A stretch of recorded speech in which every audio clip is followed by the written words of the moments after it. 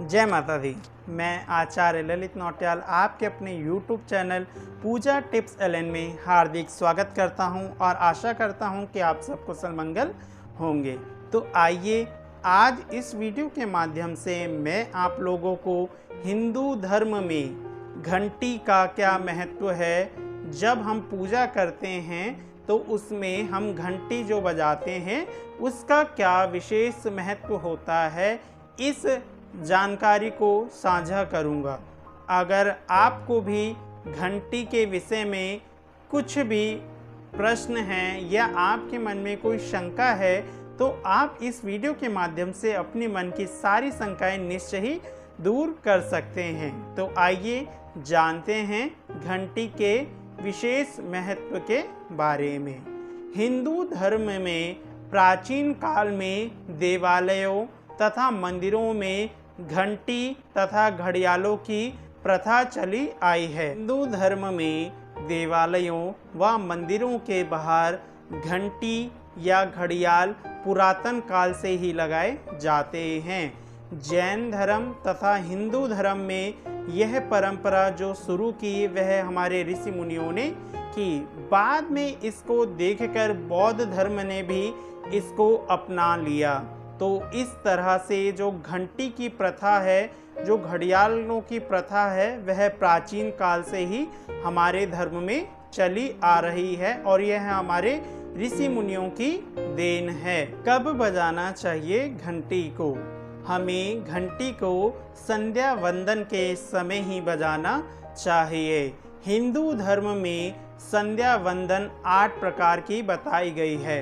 उनमें से भी प्रमुख 5 प्रकार की है और जो लोग नित्य क्रम में उसका प्रयोग करते हैं वह मुख्य 2 प्रकार की है।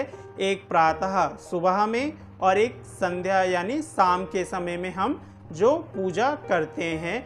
इस समय हमें घंटी का प्रयोग करना चाहिए, क्योंकि जब हम घंटी की ध्वनि करते हैं तो हमें जो मंदिर में स्थापित देवी देवता हैं उनके अंदर चेतना आ जाती है और उस चेतना से हम जो पूजन करते हैं उसका भी हमें शुभ फल प्रदान होता है। तो इसलिए आप जब पूजा करें तो आप घंटी अवश्य बजाएं। घंटी बजाने से क्या होता है? स्कंद पुराण के अनुसार अगर आप प्रातः तथा संध्या के समय, पूजन के समय आप अगर अपने मंदिर में घर में घंटी बजाते हैं तो आपके 100 जन्मों के पाप जो हैं वह नष्ट हो जाते हैं। परंतु इसका मतलब ये नहीं कि आपने कुछ जानबूझकर कुछ पाप किया और उसके बाद फिर आप घंटी बजाएं तो आपके पाप नष्ट हो जाएंगे। यह गलत है। आपको कैसे पाप नष्ट होते हैं आपके?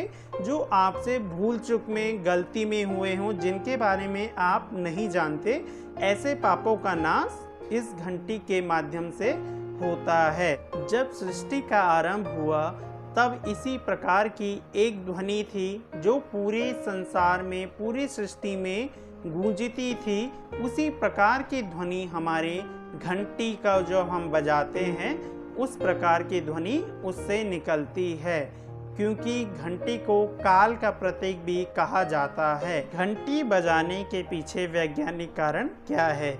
वैज्ञानिकों का कहना है कि जब घंटी बजाई जाती है तो उसकी ध्वनि से एक कंपन होती है, जो कंपन वायुमंडल के कारण दूर तक जाता है तथा दूर तक जाने पर जो भी जीवाणु, जो भी सूक्ष्म जीव आते हैं वह नष्ट हो जाते हैं। अतः जिस स्थानों पर आप घंटी बजाते हैं तो वहाँ का वातावरण हमेशा शुद्ध और पवित्र हो जाता है तथा वहाँ जो भी नकारात्मक ऊर्जा रहती है उसका भी नाश हो जाता है। तो इसलिए आप घंटी को रोज बजाएं अपने नियमित पूजा में। घंटी बजाने के 2 कारण और हैं।